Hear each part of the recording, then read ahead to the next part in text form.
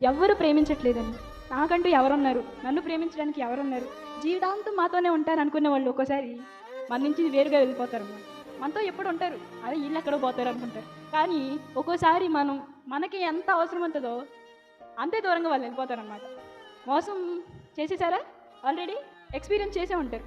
చాలామంది మోసం చేసిన పరిస్థితులు మనతోనే ఉంటారనుకున్న వాళ్ళు చాలామంది దూరం అయిపోతూ ఉంటారు. అక్కడ లోపల ఆ యొక్క అగ్ని పర్వతాలు బద్దలైపోయే బాధ ఉన్నా సరే పైకి చాలామంది నవ్వుతూనే ఉంటారు.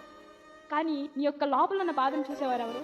యేసయ్య మాత్రం. మనం మనుషులను నమ్ముకుంటే ఏదో ఒక రోజు మనల్ని ఖచ్చితంగా విడిచి వెళ్ళిపోతారు. అంటే మనకున్న వారందరూ విడిచిపెట్టి వెళ్ళిపోతారు. వెళ్ళిపోయిన తర్వాత అనుకుంటారు వాళ్ళ కోసం నేను అంత చేశాను, వాళ్ళ కోసం నేను ఎన్ని త్యాగాలు చేశాను, అయినా నన్ను విడిచిపెట్టి వెళ్ళిపోయారు. కానీ మనతో ప్రతి నిమిషం మన గురించి ఆలోచించేవారెవరు? యేసయ్య మాత్రమే. అసలు నా జీవితంలో ఒక డెడ్ ఎండ్ వచ్చేసిందనే పరిస్థితుల్లో కూడా దేవుడు నిన్ను పైకి లేవనెత్తే సమయం ఆసన్నమైంది. వాళ్ళు వెళ్ళిపోయారు అని చెప్పి ఓకే బాధపడు.